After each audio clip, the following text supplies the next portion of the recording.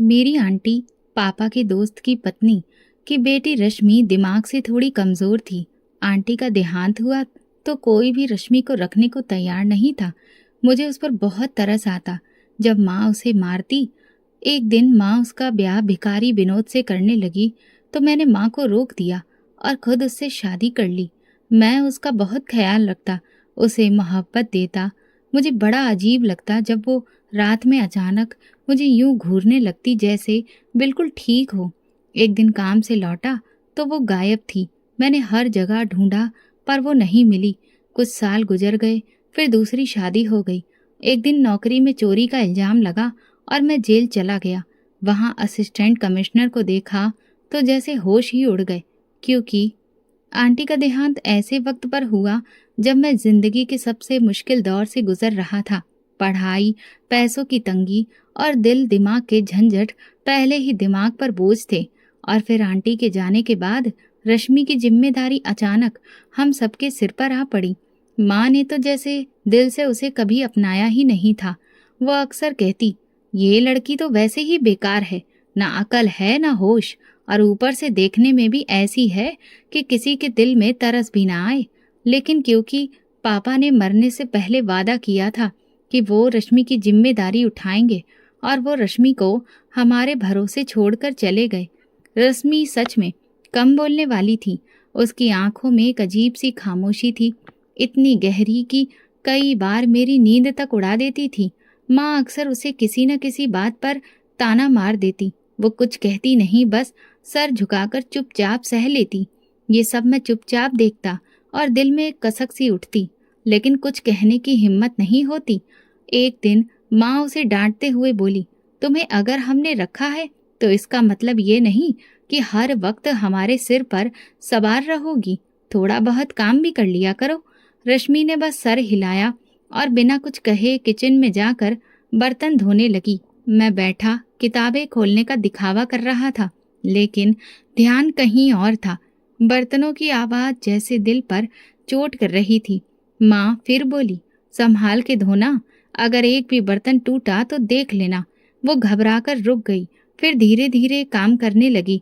उसके हाव भाव ऐसे थे जैसे वो कोई इंसान नहीं बल्कि एक मशीन हो, बस काम करने के लिए बनी हो। मैं आंगन में आकर बैठ गया और सोचने लगा कि क्या रश्मि सच में वैसी ही है जैसी सब सोचते हैं, या फिर कोई ऐसा दर्द है जिसने उसे अंदर से तोड़ दिया है। उसकी आंखों में जो डर होता है वो आम नहीं लगता। माँ के सामने कुछ बोलता तो वो मुझे भी डांट देती, तू बड़ा हमदर्द बन रहा है, जा पढ़ाई कर। तेरे बाप का कोई खजाना नहीं है जो ये बोझ भी उठाया जाए। तेरा बाप तो वादा करके खुद तो मर गया और हमें फंसा गया। एक दिन माँ ने कहा, मैंने सोच लिया है, रश्मि की शादी भिखारी विनोद से करवा दूंगी।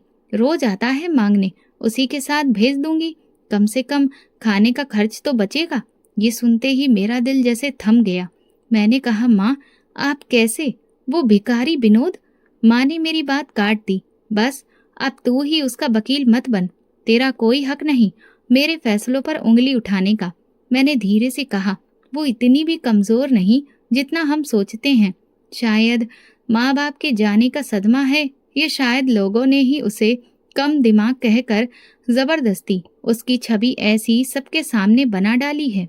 माँ ने ताना मारा, बहुत तरस आ रहा है तो तू ही रख ले उसे, शादी कर ले जा अपने कमरे में। और हंसते हुए अंदर चली गई। मैं पत्थर सा रह गया। माँ के लहजे में मजाक था, ताना था, लेकिन ना जाने क्यों दिल में एक ख्याल आया, क्या मैं रश्मि को इस जिंदगी से निकाल सकता हूँ? रात भर सो नहीं पाया, छत को घूरता रहा। वही मंजर आंखों में घूमता रहा। जब रश्मि चुपचाप मार सहती है, बर्तन धोते कांपती है, बिना किसी शिकायत के हर बात मान लेती है। अगली सुबह माँ ने भिखारी विनोद को बुलाया। वो मुस्कुरा रहा था, दांतों में पान दबा था और हाथ में चम्मच बजा रहा था। बधाई हो आंटी जी, शादी की बात है, वो बोला। माँ ने कहा, हाँ तू तैयार है?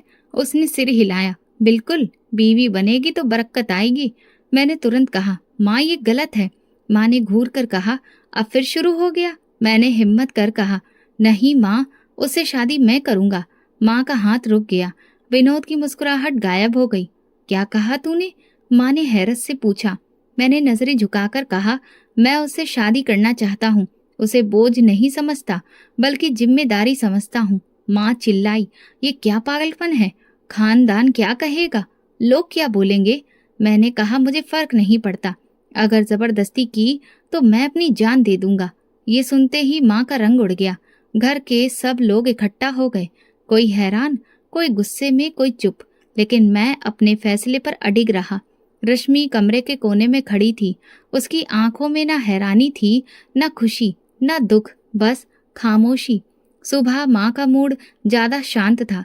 कल रात मेरे ऐलान के बाद घर का माहौल बदला बदला लग रहा था। दोपहर को माँ ने मेरी तरफ इशारा करते हुए कहा, सुन ले, विनोद को मैंने खबर कर दी है। वो शाम को आएगा और जो कहा है वैसा ही होगा। कोई तमाशा मत बनाना। मैंने आराम से कहा, माँ, मैंने कल ही सबको अपना फैसला बता दिया था। विनोद के आने की जरूरत नहीं है। माँ ये सुनते ही भड़क गई। तेरी जुबान तो आजकल बहुत चलने लगी है। सब मेरे खिलाफ हो गए हैं। मैंने कुछ नहीं कहा, बस चुपचाप रश्मि के लिए पुरानी पेटी से एक साड़ी निकाल ली, जो आंटी के जमाने की थी। मुझे पता था उसे ये साड़ी पसंद है। वो अक्सर इसके किनारे को धीरे से छूती थी, जैसे कोई पुरानी याद पकड़ रही हो। मैंने वो साड़ी पुराने बैग में डालकर अलमारी के नीचे छुपा दी। शाम को विनोद आया तो माँ ने बड़े प्यार से उसका स्वागत किया, जैसे कोई खास रिश्तेदार आ गया हो। उसके हाथ में एक छोटा डब्बा मिठाई का था और जेब में पुराना रूमाल। अरे भाई साहब, आपने बुलाया तो हम हाजिर हो गए। शादी की खबर सुनी तो बहुत खुशी हुई। भगवान की कृपा है, आखिर कोई तो इस जिम्मेदारी को उठाने को तैयार हुआ। उसने हंसते हुए कहा। मैं आंगन के कोने में बैठा सब सुन रहा था। मन कर रहा था कि जाकर मिठाई छीन लूं और उसे बाहर धकेल दूं, लेकिन मैं जानता था कि इस नाजुक वक्त में गुस्से से नहीं, सबूत से जीत होती है। माँ ने अंदर से रश्मि को बुलाया। आजा रश्मि, तेरा नसीब दरवाजे पर खड़ा है। रश्मि धीरे धीरे आई, नजरें झुका ली, कुछ बोली नहीं। विनोद ने ऊपर से नीचे तक देखा और पान मुंह में घुमाकर बोला, भगवान का दिया सब ठीक है। मैं बिना वक्त गवाए उठकर बोला, शादी इसकी मुझसे होगी। माँ जैसे जलते अंगारे पर पैर रख दिया हो ऐसे चिल्ला पड़ी, क्या पागल हो गया है? कोई शर्म है कि नहीं? ये सबके सामने तमाशा क्यों कर रहा है? विनोद हक्का बक्का रह गया। भाई साहब, अगर आपको पसंद है तो पहले बोलते, हम तो बस बुलावे पर आ गए। मैंने उसकी आंखों में देखा और कहा, अब जाने का वक्त है, माफ करना, ये शादी नहीं हो सकती। विनोद ने मिठाई का डब्बा उठाया और चला गया। माँ ने घूरते हुए कहा, तूने हमें सबके सामने नीचा दिखा दिया। लोग क्या कहेंगे?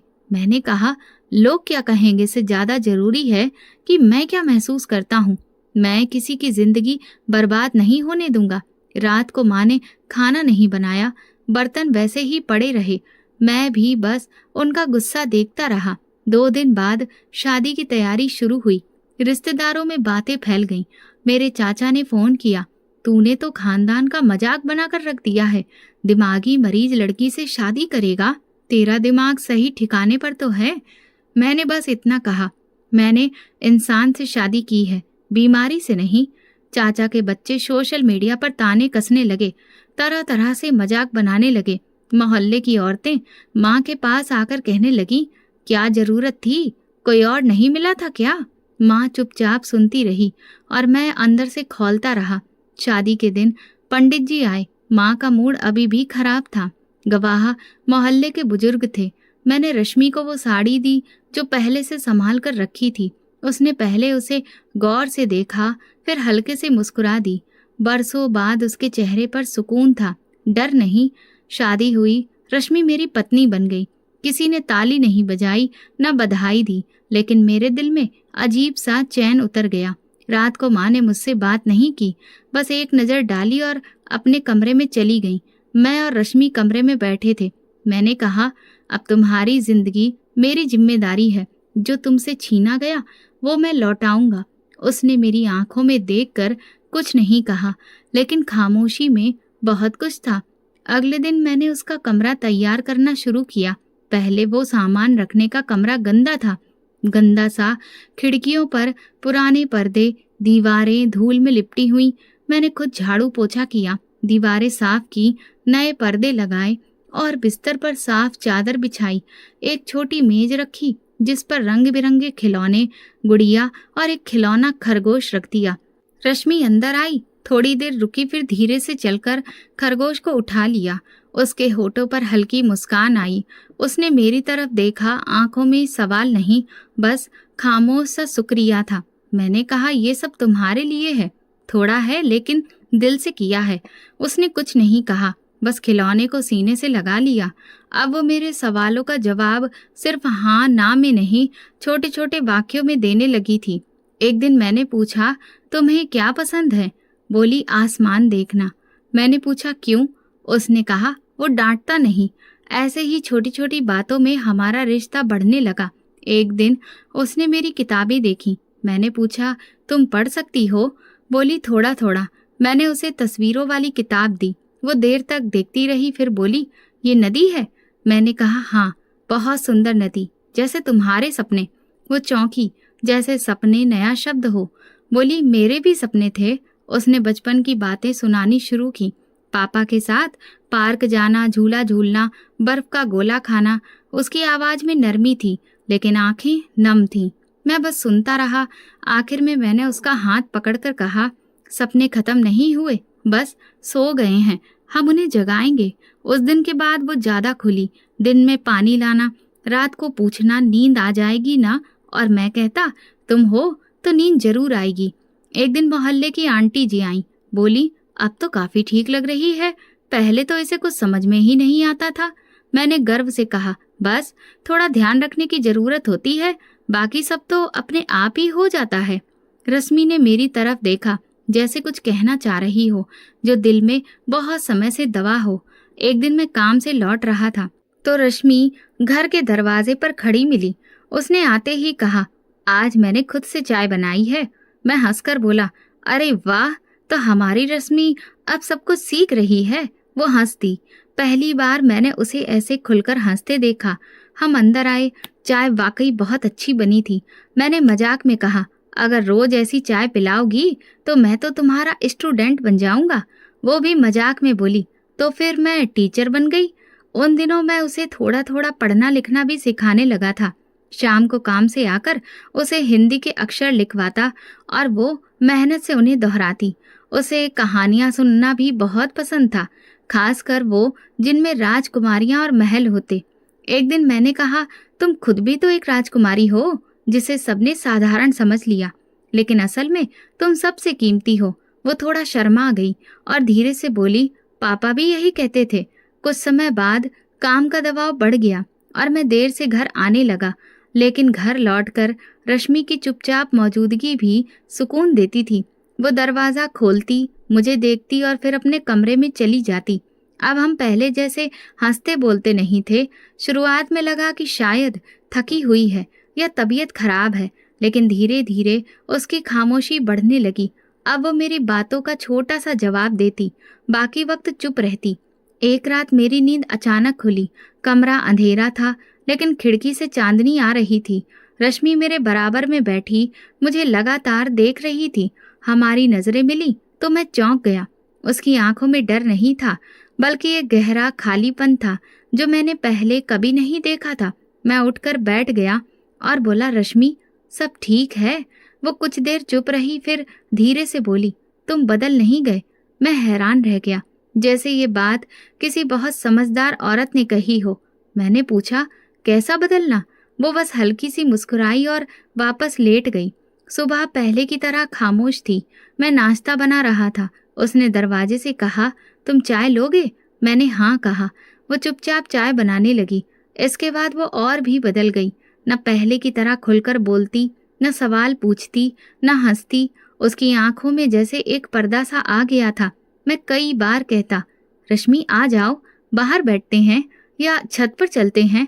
वो कहती, नहीं, सिर में दर्द है। मैं कहता, कुछ खा लो, दिन भर कुछ खाया नहीं। वो कहती, खा लूंगी। एक दिन गुस्से में मैंने कहा, आखिर हुआ क्या है तुम्हें?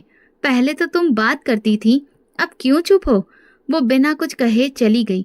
एक दिन मैं काम से जल्दी घर आया। दरवाजा खोला तो घर में सन्नाटा था। रश्मि अपने कमरे में नहीं थी। मैंने घर में आवाज दी, रश्मि कहाँ हो? कोई जवाब नहीं आया। थोड़ी देर बाद वो छत से आती दिखी। हाथ में पुरानी डायरी थी। मैंने पूछा, ऊपर क्या कर रही थी? उसने कहा, हवा लेने गई थी। मैंने डायरी की तरफ इशारा किया। ये क्या है? वो बोली, माँ की डायरी है। उनका पुराना संदूक मिला था, उसमें थी। अगले दिन वो थोड़ी बदली बदली लगी। नाश्ता बनाया, मेरे साथ बैठकर खाया। मैंने कहा, यही रश्मि मुझे चाहिए। वो हल्का सा मुस्कुराई, फिर बोली, अगर मैं फिर पहले जैसी हो गई तो? मैंने उसका हाथ पकड़कर कहा, तुम जैसी भी हो, मेरी हो।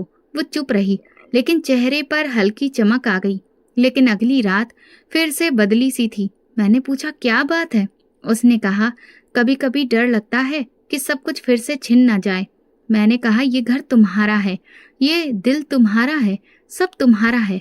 वो मुझे देखती रही, फिर बोली, खामोशी में भी बातें होती हैं, तुम सुनते हो? मैंने कहा, हाँ, मैं सुनता हूँ। उस रात लगा जैसे वो मेरी बातों पर यकीन करने लगी हो। लेकिन अगली सुबह फिर बिल्कुल चुप थी। नाश्ते की मेज पर आई, कुछ नहीं बोली। मैंने पूछा, कुछ चाहिए? उसने सिर हिलाकर नहीं कहा। उसके चेहरे पर कोई असर नहीं था, जैसे वो अंदर ही अंदर बहुत दूर जा चुकी हो। उसकी आंखों में फिर वही पुराना खालीपन था। मुझे लगने लगा कि उसके पास कोई राज है जो वो बताना नहीं चाहती। रात को लाइट बंद करते वक्त मैंने कहा, अगर कुछ कहना चाहो तो मैं सुनने को हूँ। वो कुछ नहीं बोली, बस आंखें बंद कर ली। उस दिन बहुत गर्मी थी। मैं दफ्तर से लौटा, गेट खोलते ही अजीब सी खामोशी मिली। आम तौर पर रश्मि दरवाजे पर आती, पानी देती और मेरे जूते साइड में रख देती, लेकिन आज न आहट थी न आवाज। मैंने आवाज दी, रश्मि। कोई जवाब नहीं। पूरे घर में देखा, छत पर देखा, कहीं नहीं मिली। सोचा शायद मोहल्ले में किसी के घर गई हो, जैसे कभी कभी माँ की सहेलियों की यहाँ चली जाती थी। मैं पड़ोस वाली मौसी के घर गया। मौसी, रश्मि आई थी क्या? मौसी ने कहा, नहीं बेटा, सुबह के बाद नहीं देखी। सब ठीक है? मैंने कहा, बस यूं ही पूछ रहा था। घर लौटकर माँ से पूछा, माँ, रश्मि कहाँ है? माँ चुप थी। मैंने दोबारा पूछा, माँ, रश्मि कहाँ है? माँ गुस्से में बोली, क्या मैं चौकीदार हूँ जो उसका हिसाब रखूं? खुद शादी की है ना, खुद देखो। मैंने गुस्से में कहा, क्या आपने उसे कुछ कहा? मारा पीटा? माँ बोली, न मैंने कुछ कहा न मारा। अगर गई है तो अपनी मर्जी से गई है, जैसी थी वैसी ही हरकत कर गई। मैंने वो रात गलियों में घूमते घूमते काटी। हर चौराहा, हर गली, हर मोड़ देख डाला। पास के अस्पताल गया, थाने में गया, वहां तस्वीरें दिखाई, लेकिन हर जगह से एक ही जवाब मिला, ऐसी लड़की की कोई जानकारी नहीं मिली। मैं थक कर बेंच पर बैठ गया और लंबी सांस ली। एक सिपाही पास आया और बोला, भाई साहब, अगर लड़की का दिमाग ठीक नहीं था तो कुछ भी हो सकता है। हो सकता है कहीं निकल गई हो या खुद ही कहीं छुप गई हो। मेरा सिर झुक गया। अंदर कहीं उम्मीद बची थी, लेकिन रास्ते अब खत्म हो रहे थे। मोहल्ले में बातें होने लगी। कोई कहता भाग गई होगी, आजकल ऐसी बातें आम हैं। कोई कहता शायद किसी ने अगवा कर लिया हो, और कोई तो बस बातें बनाने में लगा था। वैसे भी लड़की की हालत ठीक नहीं थी, लोग तो कहेंगे ही। मैं बस चुप रहता, क्योंकि मुझे पता था कि सच्चाई जानने की किसी को परवाह नहीं है। माँ रोज वही बात दोहराती, मैंने कहा था तुमसे, ये लड़की ठीक नहीं है, अब भुगतो। एक दिन मेरा सब्र टूट गया। मैंने माँ से तेज आवाज में कहा, अगर आपने उसे कुछ कहा है तो भगवान कसम, मैं आपको कभी माफ नहीं करूंगा। माँ चुप हो गई। शायद उन्होंने मेरी आंखों में गुस्सा और दर्द देख लिया। वो पहली बार नरमी से बोली, मैंने कुछ नहीं कहा, बस इतना कहा कि वो तुम्हारे लायक नहीं। शायद उसने सुना या फिर समझ नहीं पाया। मैंने मोहल्ले के अखबार में इश्तिहार भी दिया। एक जवान औरत, मानसिक तौर पर कमजोर, नाम रश्मि, घर से लापता, जिसे मिले कृपया इस नंबर पर खबर दें। 1 हफ्ता, फिर 2 हफ्ते निकल गए, लेकिन कोई फोन नहीं आया। रोज फोन चेक करता, हर बार दिल धड़क जाता, लेकिन दूसरी तरफ सिर्फ खामोशी होती। अब मैं रोज दफ्तर से आकर मंदिर जाता और भगवान से कहता, तूने मुझे उसका साथ दिया, अब इसका कोई निशान भी दे दे। एक दिन मेरे पुराने दोस्त जीत ने कहा, यार कुछ दिनों के लिए बाहर चल, यहाँ हर चीज रश्मि की याद दिलाती है। शायद तेरा दिमाग हल्का हो जाए। मैंने सिर हिला दिया, लेकिन अंदर से खालीपन था, क्योंकि किसी भी जगह वो कमी पूरी नहीं हो सकती थी जो रश्मि के जाने से हुई थी। माँ भी अब कम बोलने लगी और बस सोच में डूबी रहती। एक दिन वो मेरे कमरे में आई और बोली, अगर मैंने कुछ गलत कहा था तो माफ कर देना। मैंने कभी सोचा नहीं था कि वो ऐसे चली जाएगी। मैंने कहा, वो गई नहीं है माँ, बस कहीं छुप गई है। शायद हमसे, शायद खुद से। धीरे धीरे महीने, फिर साल गुजर गए। वक्त ने जैसे रश्मि को पर्दे के पीछे छुपा दिया। मैंने जीना नहीं छोड़ा, लेकिन खुशियां जैसे दिल से गायब हो गईं। कोई दिन ऐसा नहीं जाता जब उसकी याद ना आती। उसकी चुप्पी और सवाल भरी आंखें सामने आ जाती। लोग कहते हैं वक्त सब भुला देता है, लेकिन मेरे लिए तो वक्त ने बस जख्म गहरे कर दिए। मेरी जिंदगी इंतजार बनकर रह गई थी और मैं दरवाजा हमेशा खुला छोड़ता था। शायद एक दिन वो आ जाए और कहे, मैं वापस आ गई हूँ, उसी के पास जिसने मुझे अपनाया और कभी छोड़ा नहीं। माँ की बीमारी ने जिंदगी का रुख बदल दिया। कुछ महीने बिस्तर से लगी रही, ना बात करती ना कुछ खाती। आखिरी दिनों में उन्होंने मेरा हाथ पकड़ा और कहा, रश्मि को ढूंढ लेना, अगर मिले तो कहना माँ शर्मिंदा है। उनकी आंखें बंद हुई तो मेरे अंदर का एक दरवाजा भी बंद हो गया। माँ के बाद मैं बिल्कुल अकेला रह गया। घर की वीरानी, रिश्तेदारों की सलाहें और बढ़ते खर्च ने मुझे मजबूर कर दिया कि मैं दूसरी शादी कर लूं। एक अच्छे घर की लड़की से रिश्ता तय हुआ। नाम था हिमांशी। सीधी सादी, समझदार और चुप रहने वाली। शादी के बाद उसने घर संभाल लिया। खाना बनाना, सफाई, सब कुछ बिना कहे करती। मैं उसकी इज्जत करता था, लेकिन अंदर का खालीपन अभी भी बाकी था। हिमांशी ने कभी ज्यादा सवाल नहीं किए, बस एक बार बोली, आप कभी हंसते नहीं, कोई बात है? मैंने कहा, हर मुस्कुराहट की कीमत होती है और कभी कभी वक्त वो कीमत चुकाने नहीं देता। वो चुप हो गई। हमारी जिंदगी एक मशीन की तरह चलने लगी। मैं काम पर जाता, वो घर संभालती। शाम को चुपचाप खाना खाते और सो जाते, जैसे बस जी रहे हों, जीने की कोई चाह ना हो। फिर एक दिन सब बदल गया। मेरी नौकरी एक प्राइवेट कंपनी में थी, जहां मैं अकाउंट्स संभालता था। कई साल ईमानदारी से काम किया था, लेकिन एक दिन मैनेजर ने बुलाकर कहा, पवन, तुम्हारे अकाउंट्स में गड़बड़ है, कुछ रसीदें गायब हैं। मैं हैरान था। सर, सब रिकॉर्ड फाइल में अपडेट है, अभी दिखा सकता हूँ। उसने गुस्से से फाइल मेज पर फेंक दी। हमें सफाई नहीं, अकाउंट का क्लियरेंस चाहिए। और फिर सब कुछ बहुत जल्दी हो गया। अगले दिन पुलिस आई। दफ्तर में सबके सामने मुझे हथकड़ियां लगा दी गईं। मैं चिल्लाता रहा, मैं बेगुनाह हूँ, मैंने कुछ नहीं किया। पर किसी ने मेरी बात नहीं सुनी। मुझ पर धोखाधड़ी का इल्जाम लगा दिया गया। हिमांशी भी हैरान रह गई। अदालत में केस चला, लेकिन सारे सबूत मेरे खिलाफ थे। रसीदें, दस्तखत और फाइलें किसी ने बदल दी थी और सारा दोष मेरे सिर डाला गया। मैनेजर ने सब ऐसे सेट कर रखा था कि मैं ही गुनहगार लगूं। जेल की पहली रात मेरे लिए किसी डरावने सपने जैसी थी। वो तंग कोठरी, घुटन और बाकी कैदियों की नजरें। एक कैदी पास आकर ताने मारते हुए बोला, तुम तो साहब टाइप लगते हो, क्या चोरी कर बैठे? मैंने चुप रहना ही बेहतर समझा। अगले दिन जेल के अफसर ने पूछा, कितने की चोरी की? मैंने धीरे से कहा, मैंने कुछ नहीं किया, मुझे फंसाया गया है। उसने हंसते हुए कहा, यहाँ सब यही कहते हैं, सच बस भगवान जानता है या फिर जज। दिन हफ्तों में और हफ्ते महीनों में बदल गए। जेल की जिंदगी ने मुझे अंदर से तोड़ दिया था। हर सुबह आंख खुलते ही मैं आसमान की तरफ देखता और भगवान से बस यही प्रार्थना करता कि अगर मैं सच में बेगुनाह हूँ तो कोई रास्ता निकाल दे। मैं अक्सर सोचता, काश रश्मि होती, शायद वो मुझे संभाल लेती। कम से कम एक चेहरा तो होता जिससे मैं अपना दर्द कह पाता। हिमांशी कुछ बार मिलने आई, फिर धीरे धीरे उसने भी आना बंद कर दिया। शायद वो भी थक गई थी या शर्म के मारे सामने आने की हिम्मत नहीं रही थी। जेल में बाकी कैदियों से कई कहानियां सुनने को मिलती। एक बोला, भाई ईमानदारी का यही हाल होता है, सीख ले। मैं दिन भर चुप रहता और धीरे धीरे सबने मुझे अकेला छोड़ दिया। मैंने अखबार के टुकड़ों पर, जेल की दीवारों पर और अपने मन में बातें लिखना शुरू कर दी। रश्मि की यादें बार बार मन में आती, उसकी मुस्कुराहट, उसकी खामोशी, उसकी आंखें। फिर एक दिन एक अफसर ने बताया, तुम्हारी बीबी ने तलाक के लिए अर्जी दी है, वकील ने पेपर भेजे हैं, साइन करो।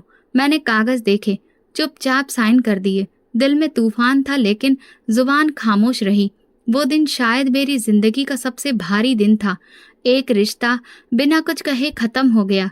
उस रात मैं सो नहीं सका, बस सोचता रहा कि क्या मेरी जिंदगी के सारे रिश्ते ऐसे ही एक एक करके खत्म हो जाएंगे। अब मैं एक आम कैदी बन चुका था, जिसे कोई नहीं जानता था और जिसका दर्द किसी को नहीं पता था। मेरी पहचान अब सिर्फ कैदी नंबर थी। रात को जेल के दरवाजे बंद होते तो मैं दिल में रश्मि का नाम दोहराता, जैसे वो ही मेरी आखिरी उम्मीद हो, जैसे उसका चेहरा इस अंधेरे में मुझे जिंदगी की याद दिलाता हो, जैसे वो अब भी मेरे लिए भगवान से दुआ कर रही हो। एक दिन अचानक वार्डन ने आवाज लगाई, मुलाकात के लिए आओ। मैं चौंक गया। कई महीनों से कोई नहीं आया था। मुलाकात की खिड़की के उस पार वही चेहरा था जिसे मैंने एक वक्त अपनाया था, हिमांशी। उसने सफेद दुपट्टा ओढ़ रखा था, हाथ में एक फाइल थी। मैंने बैठते ही कहा, तुमने आना क्यों छोड़ दिया? उसने नजरें झुकाते हुए कहा, आने से क्या होता जब तुम खुद ही बहुत दूर चले गए हो। मैं कुछ नहीं बोला। कुछ देर वो चुप बैठी रही, फिर धीरे से बोली, ये तलाक के पेपर हैं, साइन कर दो। एक पल के लिए मेरी सांस अटक गई। मैंने उसकी आंखों में देखा और महसूस किया कि यही सच है। उसने कहा, ये सजा सिर्फ तुम्हें नहीं मिली, मैं भी इस कैद में थी। फर्क बस इतना है कि तुम्हें लोहे की बेड़ियों से बांधा गया और मुझे अकेलेपन से। मैंने पेपर पर साइन किए और वापस दे दिए। वो उठी और जाते जाते बोली, भगवान करे तुम जल्दी बाहर आओ और किसी को तुम पर भरोसा हो, जैसे कभी तुमने किसी और पर किया था। उसके कदमों की आहट दूर होती गई। मैं खाली कुर्सी को देखता रहा जहां वो बैठी थी। उसने एक बार भी पीछे मुड़कर नहीं देखा। मैंने खुद से पूछा, क्या मैं वाकई भरोसे के लायक नहीं था, या वक्त ही ऐसा था जिसने सब छीन लिया? उस रात नींद नहीं आई। उसके कहे शब्द बार बार दिमाग में घूमते रहे, जैसे कभी तुमने किसी पर भरोसा किया था। क्या वो इशारा रश्मि की तरफ था? वही रश्मि जिसके लिए मैंने सबको छोड़ दिया था, या वो मेरी ईमानदारी की तरफ था जिसे सिस्टम ने कुचल दिया? हर सवाल एक कांटे की तरह चुभ रहा था। एक दिन जेल के कोने में बैठा मैंने पुराने अखबार के टुकड़े पर लिखा, मैंने किसी को छोड़ा नहीं, लेकिन सबने मुझे छोड़ दिया। शायद यही नसीब है उनका, जो दिल से जीते हैं, दिमाग से नहीं। मैं ये लाइनें बार बार दोहराता। एक सिपाही जो अक्सर मुझे चुपचाप देखता था, एक दिन पास आकर बोला, पवन साहब, आप कभी हंसते क्यों नहीं? मैंने कहा, मेरी हंसी तो उसी दिन खत्म हो गई जिस दिन मेरा यकीन टूटा था। जेल की दिनचर्या जैसे बोझ बन गई थी। खाना, नहाना, झगड़े, ताने और वो सन्नाटा जो अंदर से तोड़ता था। मैंने दीवार पर उंगली से रश्मि का चेहरा बनाने की कोशिश की। वो आंखें, वो खामोशी, वो सवाल। खुद से कहता, क्या तुम भी मेरे बारे में सोचती हो? फिर खुद ही जवाब देता, शायद हाँ, शायद नहीं। महीनों बाद एक दिन मुझे जेल की लाइब्रेरी में पुरानी किताबों के बीच एक नोटबुक मिली। उसमें किसी कैदी ने अपनी कहानी लिखी थी।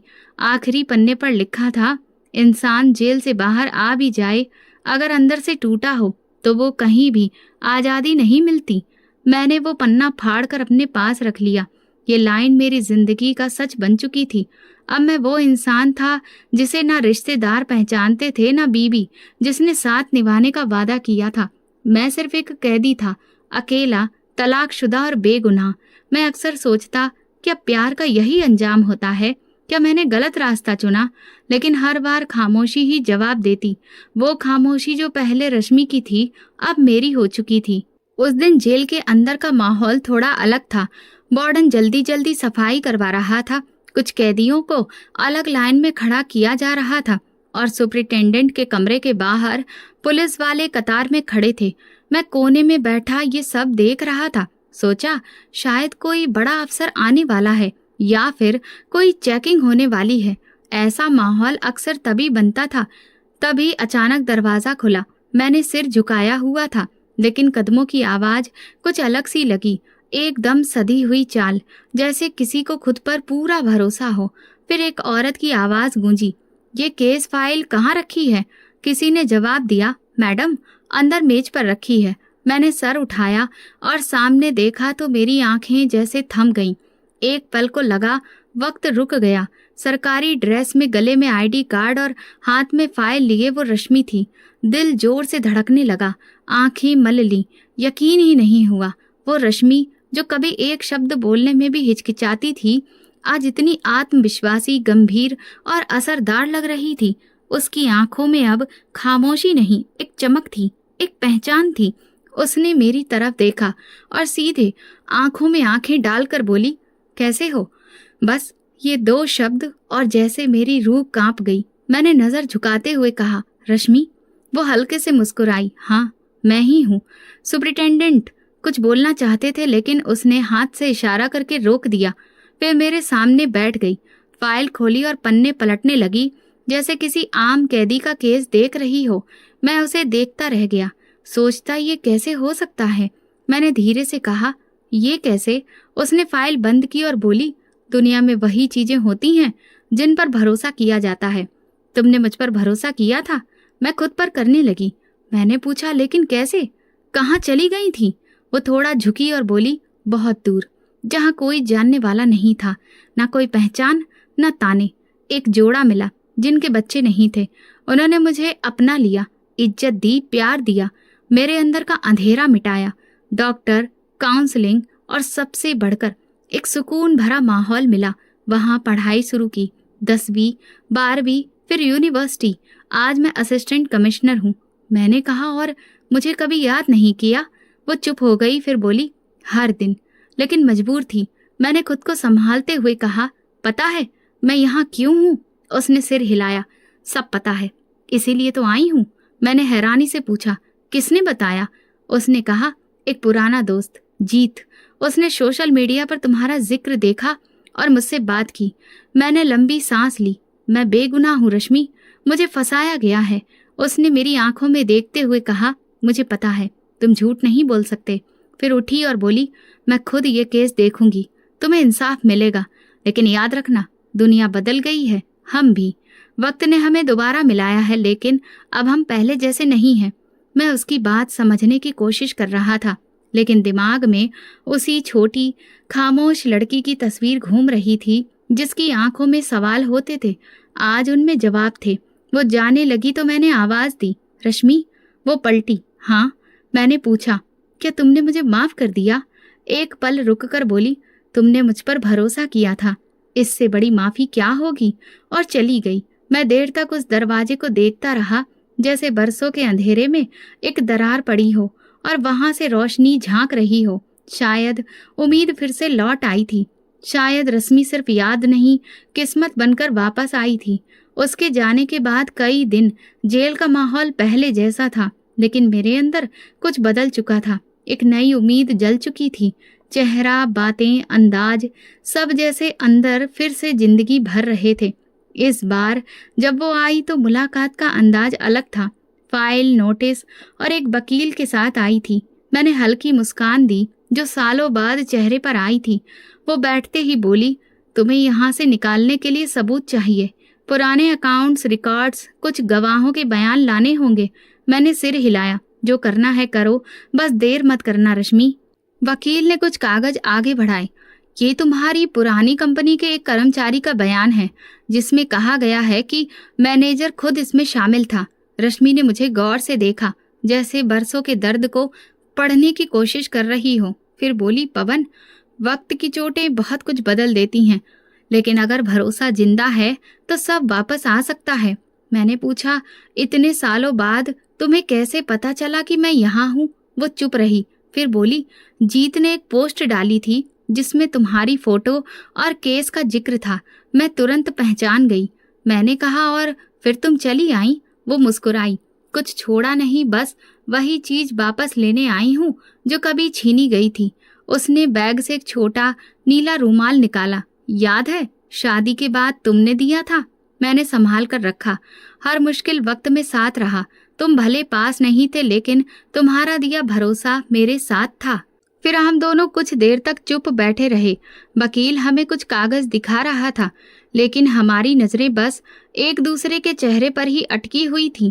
जब मुलाकात खत्म होने लगी तो मैंने कहा, रश्मि, अगर कभी तुम्हें ये सब याद ना होता तो शायद मैं कभी बच नहीं पाता। उसने कहा, मुझे सब याद रहा, क्योंकि तुमने वो किया जो कोई नहीं करता। तुमने मुझे इंसान समझा। जब सबने मुझे बोझ कहा, 2 हफ्तों में केस की फाइल फिर से खोली गई। अदालत में जब वकील ने दलील दी और एक कर्मचारी ने गवाही दी कि मैनेजर ने खुद रसीदें बनाई थीं, तो फैसला मेरे हक में आया। जज ने कहा, अदालत इस आदमी को बेगुनाह करार देती है जिस पर गलत इल्जाम लगाया गया था। मैं बाहर आ गया, एक बार फिर आजाद, लेकिन अपनी जिंदगी के कई साल जेल में गुजार कर। जेल के दरवाजे से बाहर निकलते ही रश्मि खड़ी थी, वर्दी में, लेकिन उसकी आंखों में सुकून था। मैंने जैसे ही बाहर कदम रखा, वो एक कदम आगे बढ़ी और बोली, स्वागत है पवन। अब तुम सिर्फ जेल से नहीं बल्कि उस वक्त के पिंजरे से भी आजाद हो जिसने तुम्हें कैद कर रखा था। मैंने कहा, ये आजादी तुम्हारी देन है। हम दोनों कुछ देर चुपचाप एक दूसरे को देखते रहे। फिर मैंने कहा, रश्मि, एक बात पूछूं? वो सिर हिलाकर बोली, पूछो। मैंने धीरे से कहा, उस दिन तुम चली गई थी, माँ ने कुछ कहा था। रश्मि का चेहरा गंभीर हो गया। वो एक पल के लिए चुप रही, फिर बोली, तुम्हारी माँ ने मुझे घर से निकाल दिया था और कहा था कि अगर मैं वहां रुकी तो वो खुद को जला देंगी। मैं चौंक गया। क्या? वो बोली, हाँ। और उस वक्त मैं सिर्फ एक डरी हुई लड़की थी जिसे कुछ समझ नहीं थी, लेकिन किस्मत ने मुझे नया रास्ता दिया। एक दंपत्ति ने मुझे पनाह दी। उन्होंने सिर्फ मुझे रहने की जगह नहीं दी बल्कि मेरी पहचान दोबारा बनाने में मदद की। मैंने धीरे से कहा, अगर मैं जानता, अगर तुम एक बार बता देती तो मैं सब छोड़कर तुम्हें ढूंढ लेता। वो बोली, मुझे यकीन था कि एक दिन तुम मुझे ढूंढोगे, लेकिन पहले मुझे खुद को ढूंढना था। फिर उसने मेरी आंखों में देखते हुए कहा, मुझे तुम्हारी माँ से कोई शिकायत नहीं है। जो उन्होंने किया उसने मुझे और मजबूत बना दिया। मैंने शर्मिंदगी में नजरें झुका ली। वो बोली, मैंने उन्हें माफ कर दिया क्योंकि तुमने मुझे कभी अकेला नहीं छोड़ा। तुम्हारे उस कदम ने मुझे वो पहचान दी जो शायद पूरी दुनिया भी ना दे पाती। मैंने उसका हाथ पकड़कर कहा, अब हम दोबारा वो सब पा सकते हैं। वो चुप रही, फिर धीरे से बोली, हम सब कुछ दोबारा शुरू कर सकते हैं, मगर हम पहले जैसे नहीं रहे। अब हम और बेहतर हैं। और उसी पल, बरसों के बाद, मैंने महसूस किया कि रश्मि सिर्फ मेरी याद नहीं, मेरी दुआ का जवाब भी है। वो औरत जो कभी खामोशी की मूर्ति थी, आज आवाज बनकर मेरे सामने खड़ी थी, और मैं जो कभी उसका सहारा था, अब खुद उसकी पनाह में था।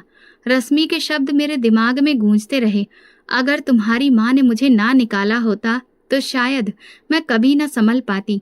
मैंने उन बातों को बार बार सोचा। हर तरफ से एक सच साफ दिख रहा था। दुख अगर सह लिया जाए तो वो इंसान को मिट्टी नहीं बनाता, लोहे जैसा बना देता है। मैंने रश्मि की तरफ देखा। वो अब एक बिल्कुल अलग शख्सियत बन चुकी थी। उसके कपड़ों में, अंदाज में, आवाज में एक ऐसी परिपक्वता थी जो वक्त और मुश्किलों ने दी थी। रश्मि ने खुद मेरे जेल से छूटने के बाद सारी कागजी प्रक्रिया पूरी की। हर दफ्तर, हर दस्तखत, हर कदम उसने इतने तरीके से किया कि मैं बस देखता ही रह गया। एक दिन मैंने कहा, तुम्हें देखकर लगता है जैसे तुम हमेशा से यही कर रही थी। वो मुस्कुराई, बोली, शायद मैं अंदर से हमेशा से यही थी, बस किसी ने पहचाना नहीं था। फिर थोड़ी देर रुकी और बोली, तुमने पहचाना था, इसलिए आज मैं यहाँ हूँ। हमने कुछ दिन शहर से बाहर बिताने का फैसला किया। शहर की भीड़ भाड़ और शोर से दूर, एक छोटे से पहाड़ी इलाके में जहाँ होटल कम थे और सुकून ज्यादा। सुबह की हवा में एक अलग सी खुशबू होती थी, जैसे पुराने वक्त की सारी धूल मिट गई हो। एक दिन हम दोनों नदी किनारे बैठे थे। रश्मि ने कहा, पहले जब हम छत पर बैठते थे तुमने कहा था आसमान सब कुछ समेट लेता है। आज वो बात याद आई क्योंकि तुमने मुझे संभाल लिया जब मैं बिखरी हुई थी। मैंने उसका हाथ थामा और कहा, तुमने मुझे जोड़ दिया जब मैं टूट गया था। हम शायद इसलिए बने थे, एक दूसरे की मरम्मत करने के लिए। उसने कहा, मोहब्बत कभी पूरी नहीं होती, अधूरी ही अच्छी लगती है, क्योंकि तभी हम उसमें अपना हिस्सा डाल सकते हैं। मैंने कहा, लेकिन हमारी मोहब्बत अब पूरी लगती है। वो मुस्कुराई और बोली, क्योंकि अब हम पूरे हो चुके हैं। वापस आकर हमने घर को सजाना शुरू किया। वही पुराना घर जिसमें कभी रश्मि को बोझ समझा जाता था, अब वही रश्मि उसे प्यार से भर रही थी। दीवारों पर उसने नई तस्वीरें लगाईं, किताबों की अलमारी में सरकारी फाइलों के साथ साहित्य की किताबें भी रखीं। हर सुबह वो नाश्ते के बाद मुझे अखबार देती और खुद खिड़की के पास बैठकर अपनी डायरी लिखती। एक दिन मैंने पूछा, क्या लिखती हो? उसने कहा, जिंदगी को, क्योंकि अब वो बोलने लगी है। मोहल्ले वाले अब उसे हैरानी से देखते हैं।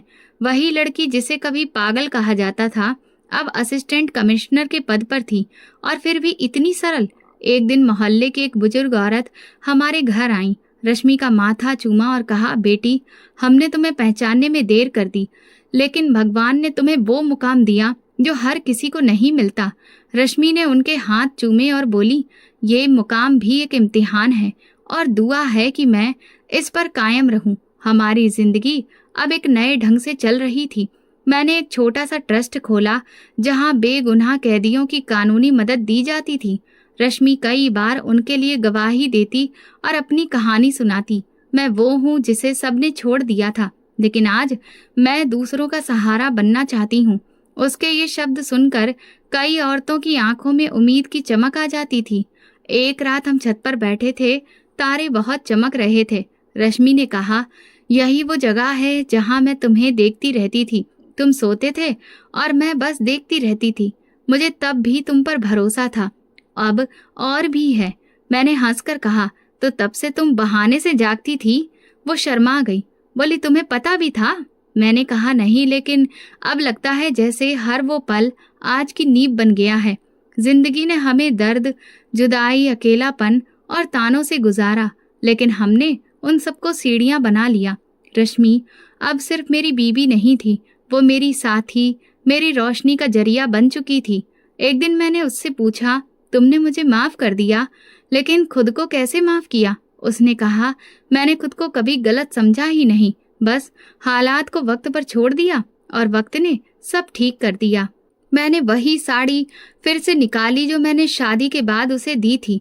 उसने कहा, ये मेरी पहली पहचान है और मेरी नई जिंदगी की शुरुआत भी इसी से हुई थी। मैंने उसे उस साड़ी में देखा तो लगा जैसे वक्त रुक गया हो। हमने फिर से वो दिन मनाया जिस दिन हमारी शादी हुई थी। मोहल्ले वाले, रिश्तेदार, सब लोग जो कभी हमारी मोहब्बत को गलत समझते थे, अब गवाह थे।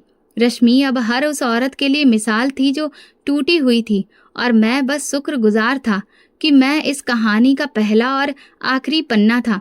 हमारा अंत दरअसल हमारी नई जिंदगी की शुरुआत थी, जहां न डर था न खामोशी, बस एक भरपूर जिंदगी थी जिसे हमने साथ मिलकर चुना था। तो दोस्तों, अगर आपको हमारी कहानी पसंद आई हो तो कमेंट करके ज़रूर बताएं। वीडियो को लाइक करें और ज़्यादा से ज़्यादा शेयर करें। अगर आप चैनल पर नए हैं तो सब्सक्राइब जरूर करें और नोटिफिकेशन बेल दबाएं ताकि अगली अपडेट सबसे पहले आपको मिले। धन्यवाद।